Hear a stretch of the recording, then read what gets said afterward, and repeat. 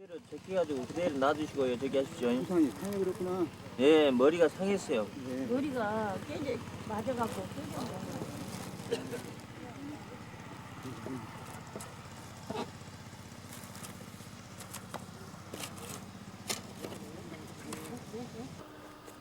기가 막힐 일이다. 아들은 형체도 없이 뼈만 남았는데 비닐은 18년 동안 썩지도 않았다. 그땐 그랬었지. 장례 치를 틈도 없이 주저앉아 울 시간도 없이 아들의 시신을 그저 비닐에 쌌다. 그리곤 아들은 청소차에 실려서 여기에 묻혔다. 내가 할 때는 한 사람이가 뭐가 있던 사람이 되게 욕을 맞아. 되게 욕을 맞았어.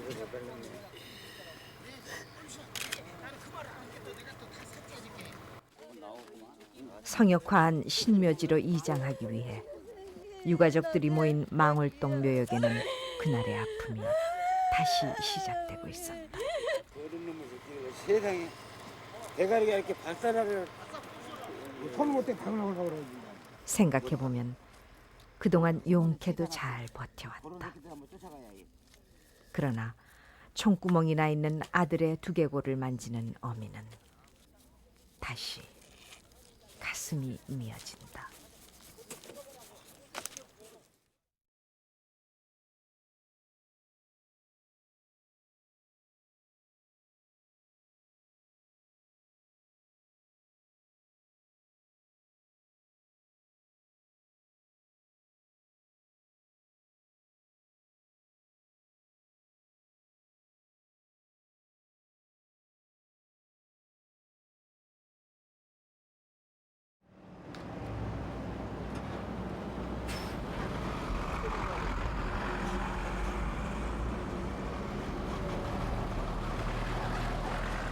(1996년 3월) 세계는 대한민국 서울의 한 법정에서 열린 세기의 재판에 주목했다. 피고인 전두환, 피고인 노태우. 이 재판에는 80년대 한국을 통치했던 전두환, 노태우 두 전직 대통령이 피고인으로 출석했다. 이들의 혐의는 반란 수괴와 내란 목적 살인, 상관 살해 미수였다. 그 밖에도 뇌물수수 혐의가 추가됐다. 5.18 광주민주화운동은 정당한 행위입니다. 이것은 국회가 5.18 특별법을 만들어서 확정을 했고 또 전두환 노태우 씨가 내란죄로 처벌을 받은 것으로서 확정이 되어 있습니다. 1997년 4월 대법원은 전두환 피고에게 무기징역을 그리고 노태우 피고에게 징역 17년을 각각 선고했다. 한국의 현대사가 다시 기록되는 순간이었다. 이 다시 기록되는 역사가 오늘 우리에게 주는 교훈은 무엇일까? 여기서 우리는 80년을 전후한 국내 상황을 잠시 돌아볼 필요가 있다.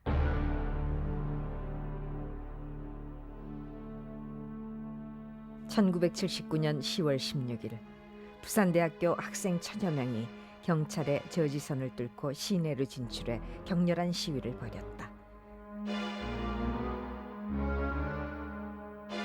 학생들은 남포동 일대를 휩쓸며 밤늦도록 유신철폐와 독재 타도를 외쳤다. 다음 날 부산대의 휴교령이 떨어지자 이번엔 동아대 학생들이 거리로 뛰쳐나왔고 수만 명의 시민들이 이들을 열렬히 환영했다. 박정희 정권은 10월 18일 0시를 기해 부산 지역에 비상계엄을 선포하고 최세창 준장이 이끄는 삼공수 여단을 긴급 투입했다. 무장한 공수부대는 시위대뿐만 아니라 이를 구경하는 시민들에게까지도 무차별로 폭력을 휘둘렀다.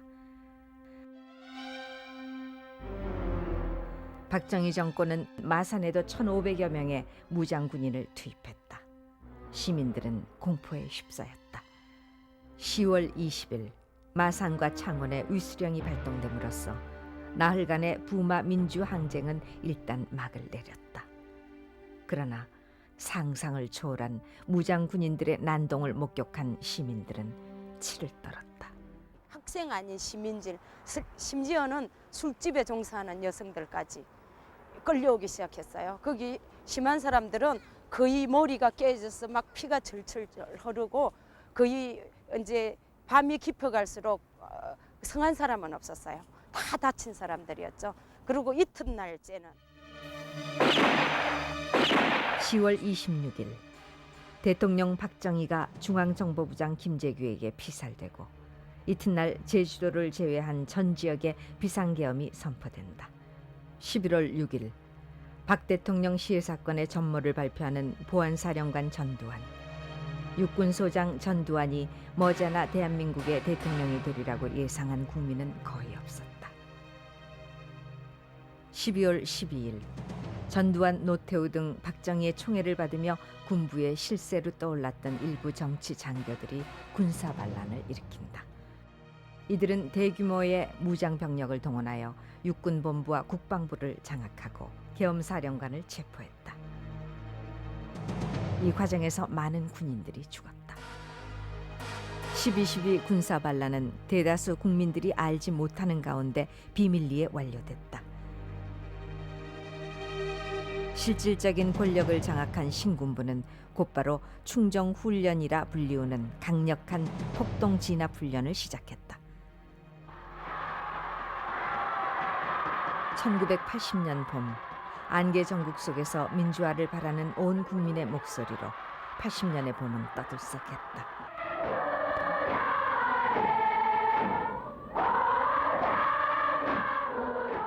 박정권 아래서 저임금에 시달려온 노동자들이 최저 생계비 보장을 요구했고 대학가에서는 총학생회가 부활되는 등 학원 민주화 운동이 점차 활발해져 갔다.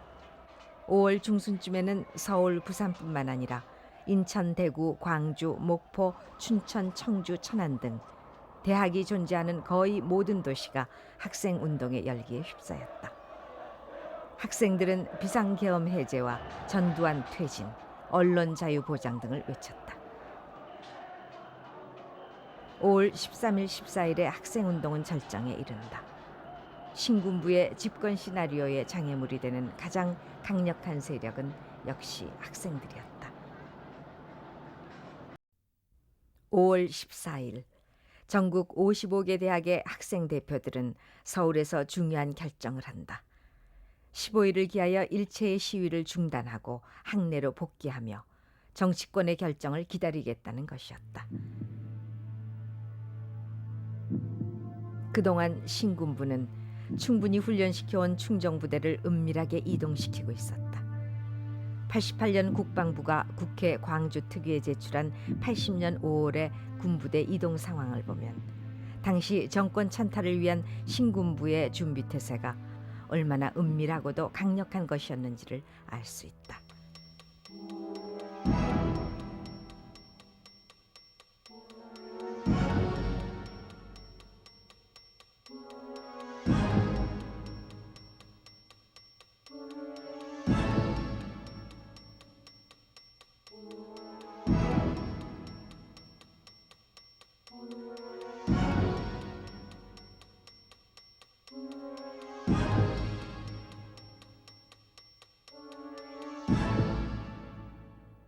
이에 정부는 국가를 보위하고 3,700만 국민의 생존권을 수호하며 안정 속에 성장과 발전을 바라고 있는 대다수 국민의 요망에 부응하여 일대 단안을 내리지 않을 수 없게 된 것입니다.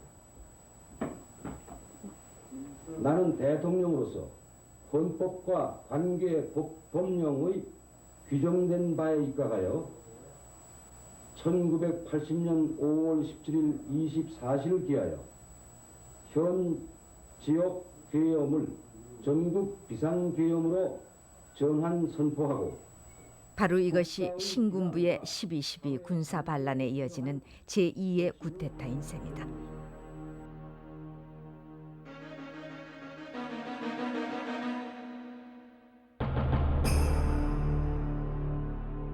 신군부의 집권 계획은 일사천리로 진행된다.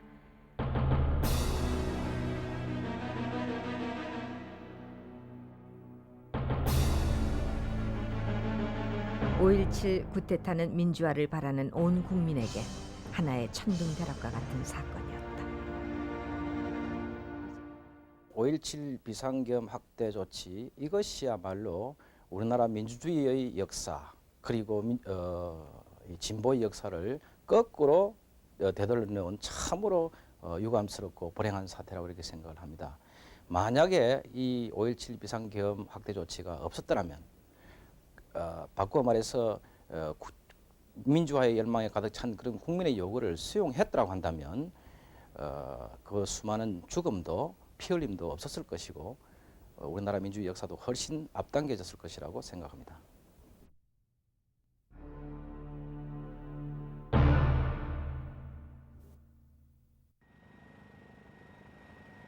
빛고울 광주.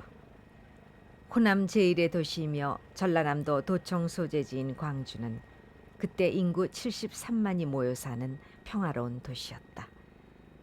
남동쪽으로 해발 1187m의 무등산이 우뚝 솟았고 이 무등산에서 발원하여 남동에서 북서로 가로질러 흐르는 광주천은 남도의 젖줄 영산강의 상류를 이룬다. 호남은 한반도의 으뜸가는 곡창지대인데다가 서해안과 남해안을 끼고 있어 농산물과 해산물이 모두 풍족한 살기 좋은 땅이었다. 그러나 이 때문에 조선조부터 일제 식민시대에 이르기까지 지주들은 가혹한 착취를 일삼았고 호남의 농민들은 이에 맞서 끊임없이 싸워왔다. 동학 농민전쟁과 광주 학생 독립운동에 대한 호남인들의 강한 자부심은 이 같은 역사적 경험의 소산이었다. 1980년 5월 광주. 전국의 연위 주요 도시와 마찬가지로 광주에서도 사흘 동안 평화적인 가두 시위가 진행됐다.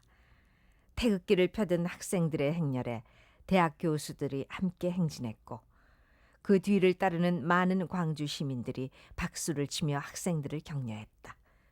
10만 시민 학생이 운집한 5.16 횃불 집회. 전남대학교 총학생회장 박관현은 이날 생전에 했던 마지막 연설에서 이 땅에 민주주의가 횃불처럼 타오르게 하자고 역설했다.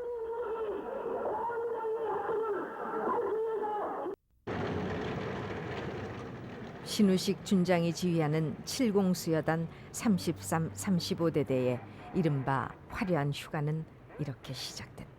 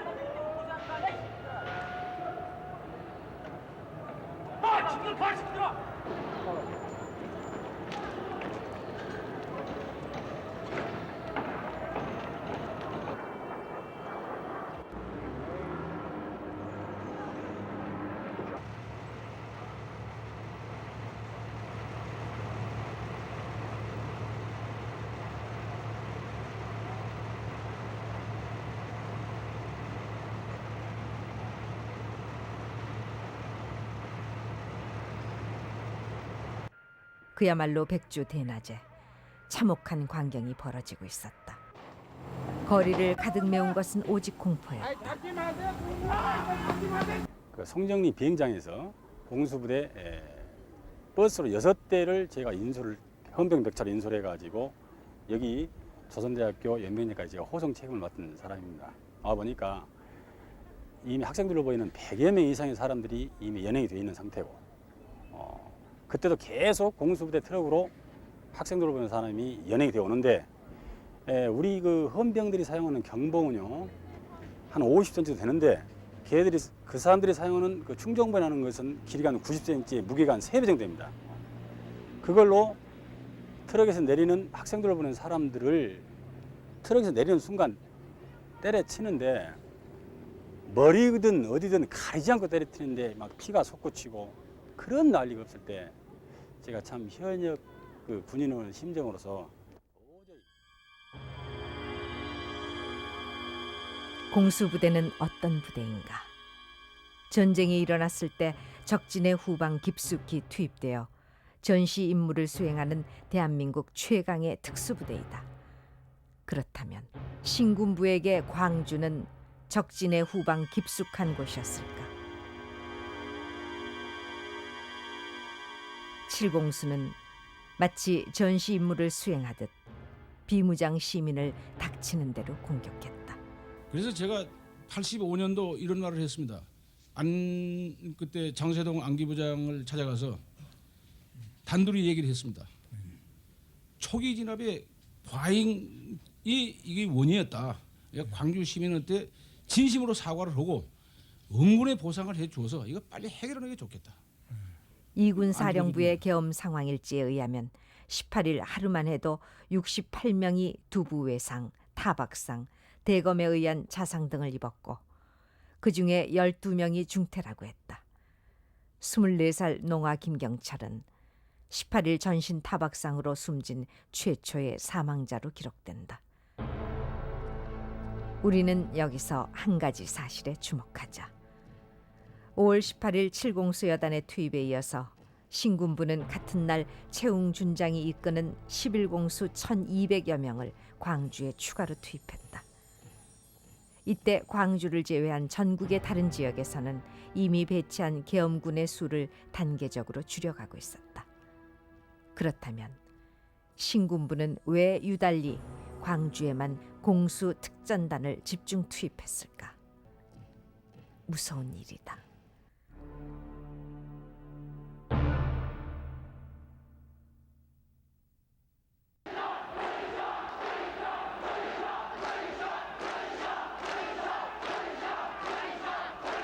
(19일) 분노한 시민들이 거리로 모이기 시작했다.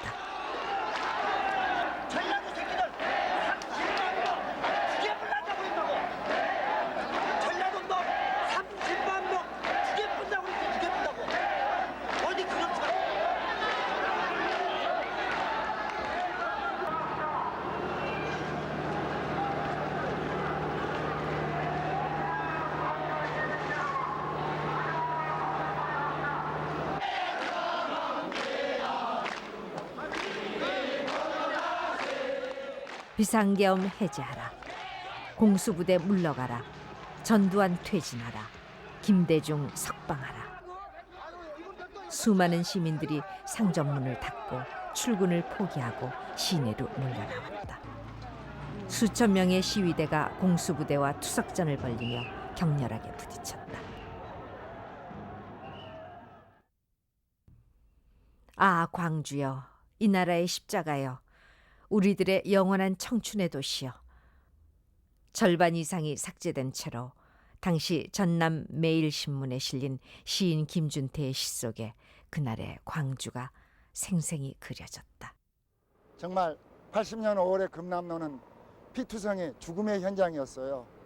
그렇지만 광주 시민들이 마치 파도처럼 밀려다니고 있었어요. 거대한 바다였어요. 광주는. 그 바다 속에서 저는 엉엉 울면서 사실 이 시를 쓴 것 같습니다. 정말 그 피투성이 현장 속에서도 저는 광주 시민들이 살아있는 또 살아나는 마치 예수님처럼 십자가를 짊어지고 가는 그 모습을 본 것이에요.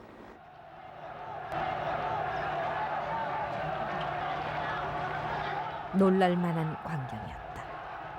이벽에 대해 차량이 일제히 전조등을 켜고 경적을 울리며 공수부대의 저지선으로 전진하고 있었다.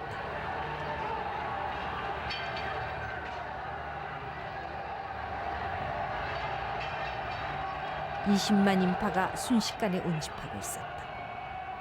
이날 저녁은 처음으로 공수부대가 군중의 힘에 밀리기 시작하는 순간이었다. 대열을 이탈한 무장군인이 시위대에게 포위당하는 상황이 곳곳에서 일어났다. 신군부는 5월 20일 최세창 준장이 이끄는 삼공수 여단을 광주에 증파했다. 삼공수의 무차별 살상은 극에 달했다. 그런데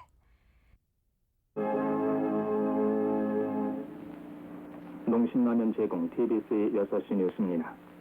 19일 오후 정작 광주 비극을 부채질한 것은 언론이었다. 사건 발생 나흘 만에야 국내 주요 일간지는 광주의 비극을 조그맣게 보도하기 시작했다. 시민의 피해보다 진압군 측의 희생이 더 많았다고 거짓말하는 언론은 불길 같은 시민의 분노를 더욱 걷잡을 수 없게 하고 말았다. 밤 10시 광주문화방송에 불에 타버렸습니다. 밤 10시 45분. 5월 21일 박준병 소장이 지휘하는 24단이 또 증파됐다. 이로써 인구 73만의 도시 광주에는 모두 2만여 명에 육박하는 최정예 무장 병력이 집결된 것이다. 신군부는 광주 시민의 희망과는 정반대 방향으로만 가고 있었다.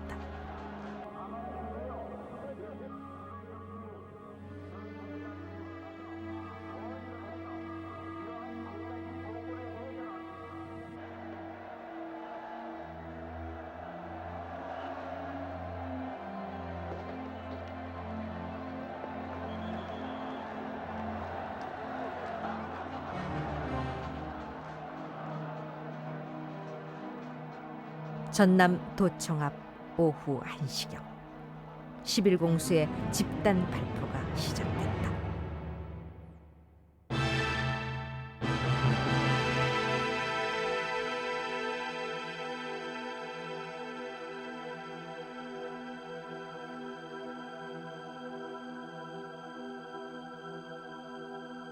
군의 사격은 메가폰으로 사격 중지 명령이 있을 때까지 약 10분 동안 계속됐다. 이날은 부처님 오신 날이었다.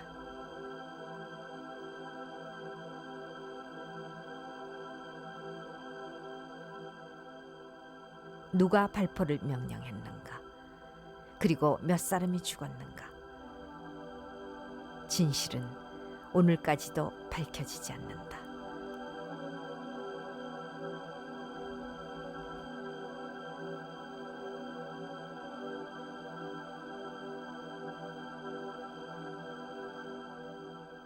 어느 시기가 지나서 총상 환자들이 많이 들어올 때는 굉장히 심한 총상 환자들이 많이 들어오기 시작했었죠.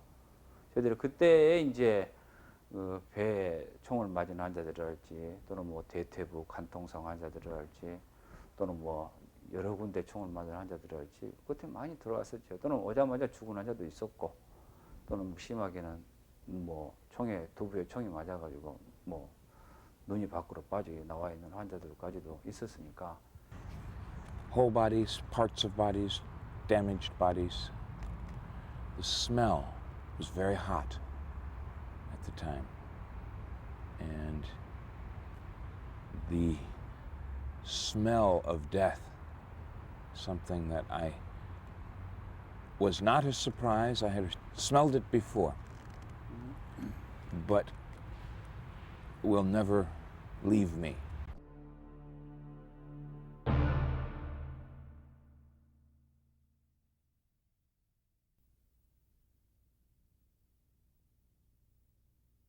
마침내 시위대는 무장을 시작했다.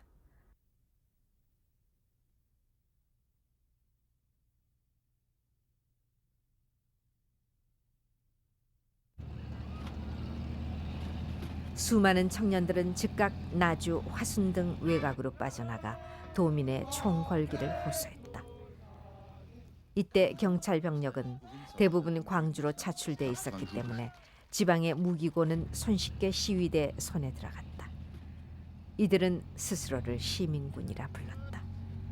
탈취한 카빈과 M1으로 무장한 시민군은 각지에서 진압군과 교전을 벌였다. 수세에 몰린 신군부가 광주를 장악하고 있던 계엄군을 시 외곽으로 철수시키자 광주 시민들은 기뻐했다.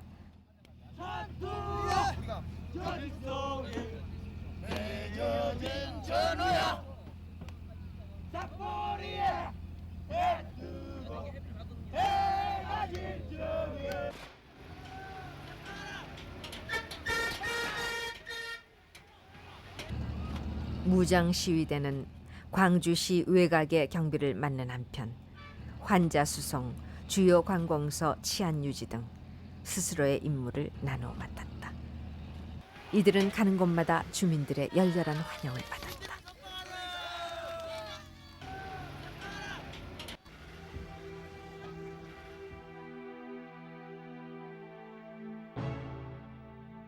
상가문이 다시 열리고 시장은 북적였다. 광주로 유입되는 보급로가 차단됐기 때문에 물자 부족 현상은 점차 심각했다. 그러나 광주 시민들은 이러한 불리한 상황에 지혜롭게 대처했다. 식품점과 슈퍼마켓, 약국 등에서는 음료수, 빵, 드링크를 무상으로 내놨고 주부들은 동네별로 쌀을 모아 김밥을 만들었다. 치안부재의 상황 속에서도 당시 광주 시내 45군데 금융기관 중 강도의 습격을 받았다고 기록된 곳은 한 군데도 없었다. 모든 주요 병원은 중상 환자로 넘쳤다. 의료인들이 총동원됐지만은 이미 감당해낼 수 없는 지경이었다. 일손과 의약품은 턱없이 부족했고 수술이 필요한 중환자들에게 피가 부족했다. 이 소문이 시민들 사이에 입에서 입으로 퍼지자 수많은 젊은이들이 병원을 찾아와 피를 내놓았다. 80년 5월은 비극의 한가운데서 광주 사람들이 서로 나눈 시민 공동체의 뿌듯한 체험이었다. 이때 중앙 일간지들은 거의 모두가 광주를 무법천지와 살인, 방화, 약탈, 폭도가 날뛰는 도시로 지면을 가득 채웠다. 뿐만 아니라 계엄당국은 언론을 이용하여 광주의 항쟁이 북한의 사주를 받아 일어난 것처럼 발표케 함으로써 광주를 철저히 고립시키고자 했다. 그러나 이 보도 내용은 훗날 조작된 사건으로 밝혀졌다.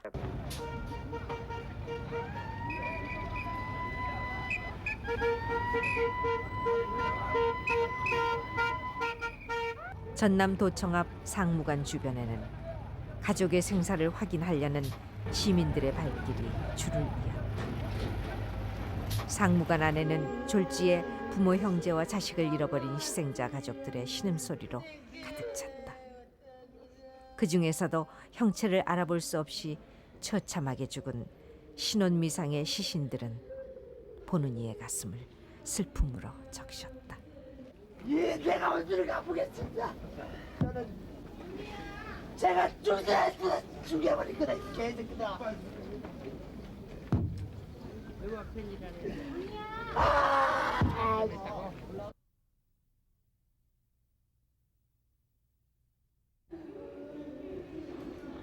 도대체 이후로도 얼마나 더 많은 목숨이 바쳐져야 하는 것일까?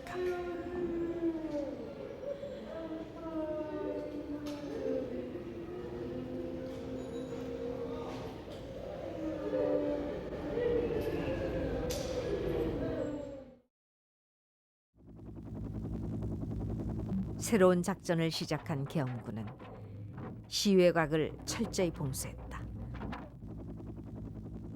오늘 새벽 0시부터 새마을 열차 등 12개의 가끔 열차가 2리까지만 운행되고 있습니다. 또한 목포에서 부산 사이의 경전선 열차도 목포, 순천 사이 모든 열차가 다니지 않고 있습니다.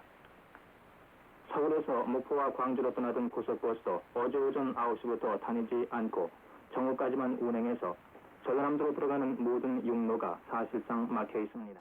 For foreign reporters, one of the challenges was how to get our story out from Gwangju to our newspapers, because all of the telephone lines to Gwangju had been cut.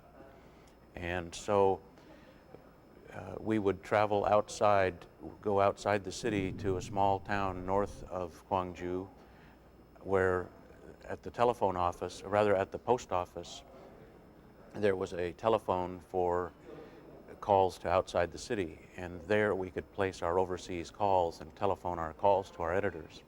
And so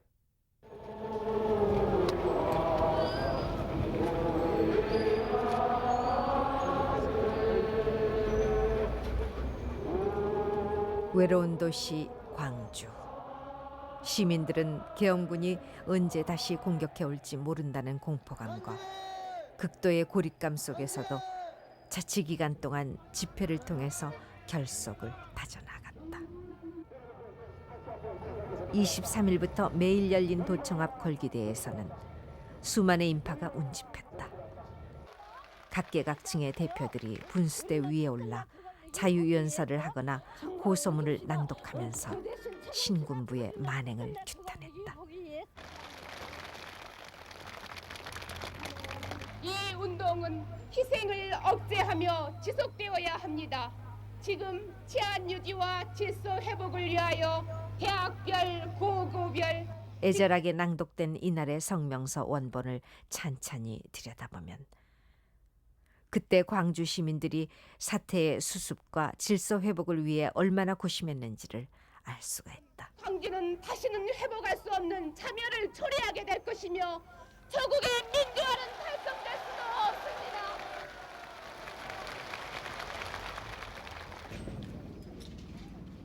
외곽을 포위한 계엄군의 광주 진입이 임박한 가운데 사태를 평화적으로 해결하고자 하는 일부 수습위원들을 중심으로 총기 회수가 시작됐다.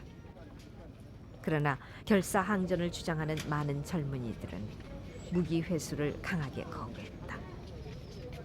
강원의 대립으로 항쟁 지도부의 내부 진통은 심각했다. 첫째는 무기를 회수를 해야 된다는 것은 저는 뭐 원칙으로 봤습니다. 왜? 그건 통제하에 놔야 되기 때문에 이건 통제하에 놔야 되니까. 그리고 그 무기를 가지고 시외곽으로 경비를 보내더라도 그걸 제대로 통제가 안 되고 또는 이쪽 지방부의 의사에 따라서 그것이 말하면은 우리를 말하면 경호할 수 있는 그런 내용의 어떤 그 성질의 무기가 아니었기 때문에 밖에서 계엄군은 점점 광주를 쥐어들어오고 안에서는 수습위원회의 갈등과 진통이 계속됐다. 계엄 당국과의 협상이 번번이 결렬되면서 수습위원회 구성도 수차에 걸쳐 개편됐다. 마침내 항쟁 지도부가 교체됐다. 교체된 지도부의 마지막 요구 조건은 군이 과잉 진압을 사과하라는 것과 희생자 보상, 사후 보복 금지, 계엄 해제와 진정한 민주정부 수립 등 7개 사항이었다. 그러나 군 측은 무기를 반납하지 않은 상태에서 어떠한 협상도 거부했다. 마침내 도청 항쟁 지도부는 최후 무기 반납 시한을 넘기고야 만다. 가정을 가지고 있는 가장으로서 애기가 한 2명 있었고 그래서 여기서 이렇게 죽어가는구나 할 때 참 처음에는 죽음에 대한 공포 이런 두려움 그런 것들이 굉장히 엄습해 오더군요.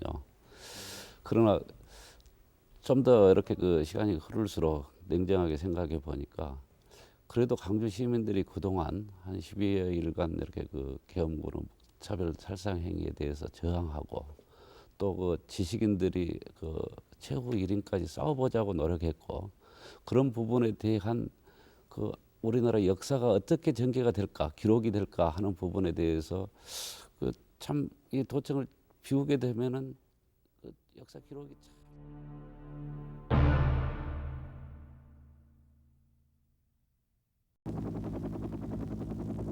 26일 오후 신군부는 광주를 공격하기 위한 모든 준비를 완료했다.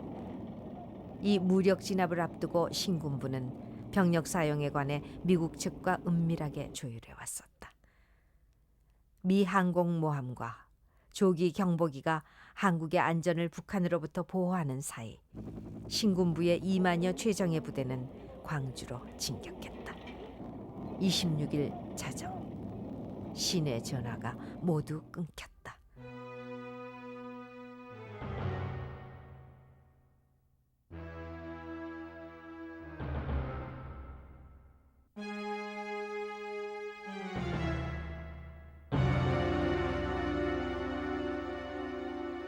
광주 시내에 있는 모든 외국인에게 알립니다.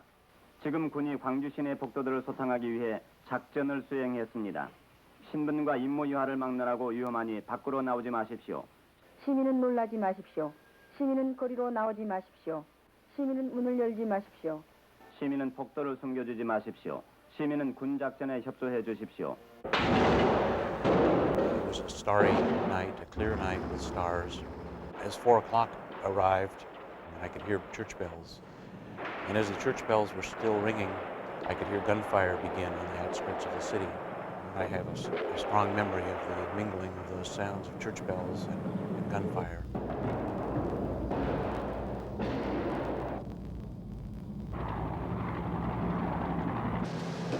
폭도에게 알린다. 폭도에게 알린다.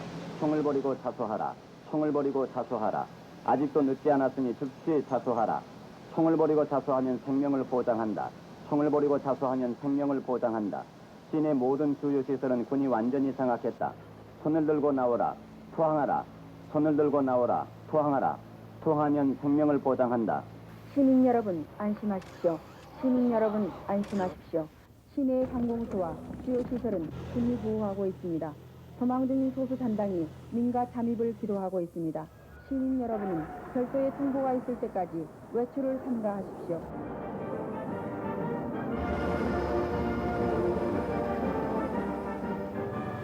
잔당들에게 알린다. 잔당들에게 알린다. 많은 폭도들이 투항하여 생명을 보장받았다. 아직도 늦지 않았으니 주저 말고 자수하라. 즉시 자수하라. 즉시 자수하라. 즉시 자수하라. 즉시 자수하여 살 길을 찾으라. 즉시 자수하여 살 길을 찾으라. Listen, all foreigners in Gwangju. Listen, all foreigners in Gwangju. Army performed military operations to clear the rioters in the city. Please keep inside the building and don't come out.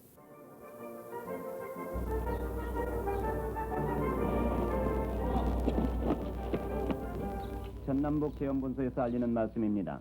6시 현재 작전 결과입니다. 민간인 피해는 하나도 없었습니다. 폭도들은 생포 207명, 사망 2명입니다. 이상은 전남북 계엄본소에서 알리는 말씀이었습니다.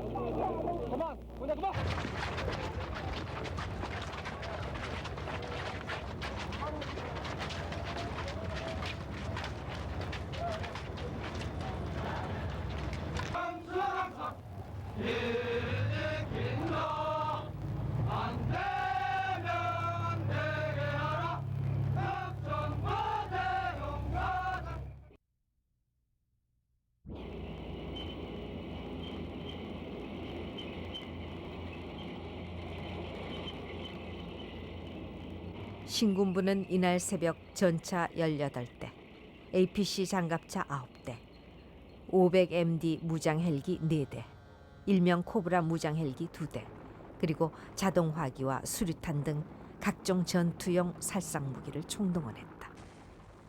이렇게 해서 신군부는 12.12 반란에 이은 구테타의 제2단계를 성공리에 마감했다.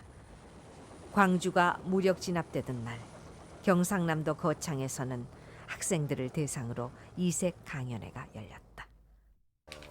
성공연합회 주최로 방공 강연이 있다고 그래 학생들을 데리고 갔죠. 그랬더니만은 어떤 목사 2사람이 나와서 차례로 연설을 하는데 연설의 그 핵심 내용은 광주에서 반란이 일어났다. 오늘 우리 9.28 수복에 버금하는 그런 광주를 수복한 날이다. 그래서 그 광주 수복을 기념하는 강연을 했습니다. 그리고 강연을 마치고 나서 거창 군내에 있는 모든 학생이 모인 자리에서 광주 수복 탈환 만세를 삼창을 했죠. 사망자 명단은 다음과 같습니다.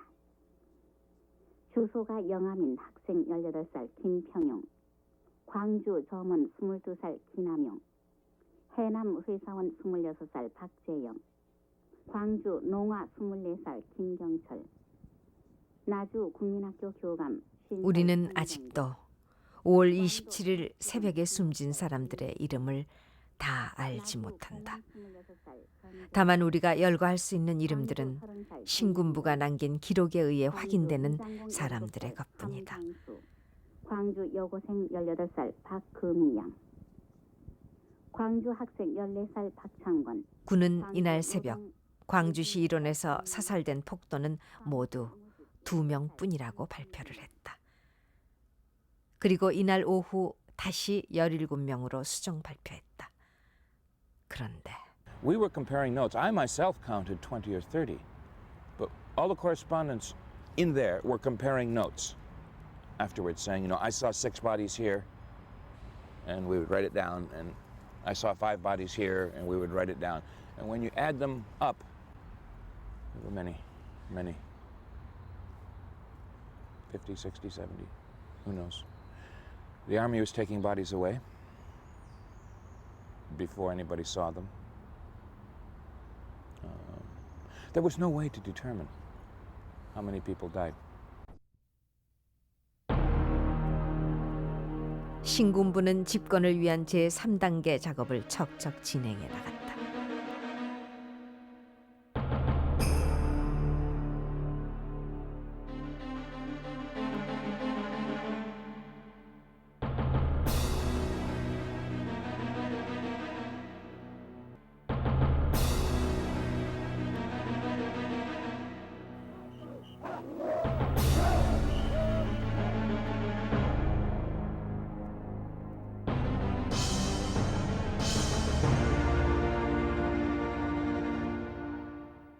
평화적인 정권 이양의 선례를 남기며 또한 국민 모두가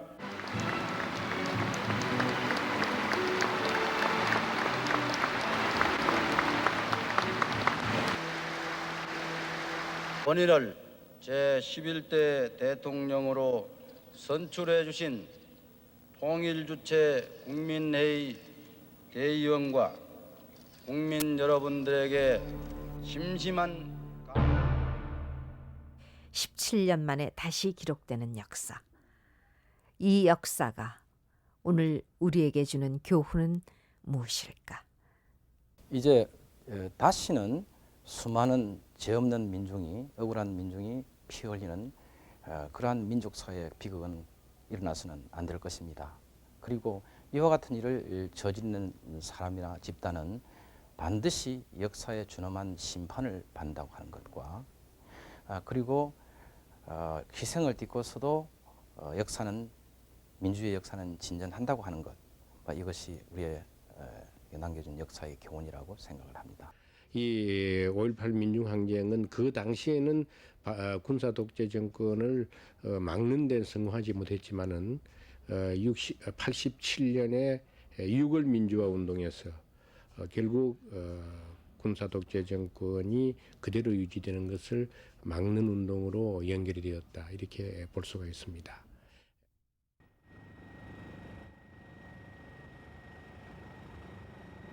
(1998년 5월) 광주.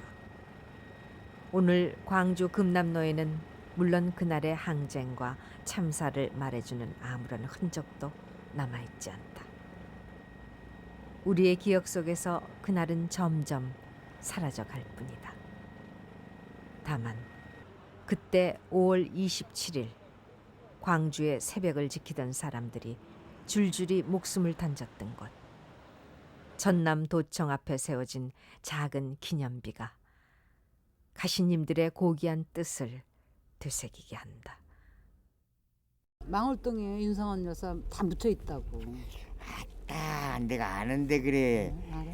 사람은 안 죽고 이 묘가 아니라 그냥 공원 다. 공원.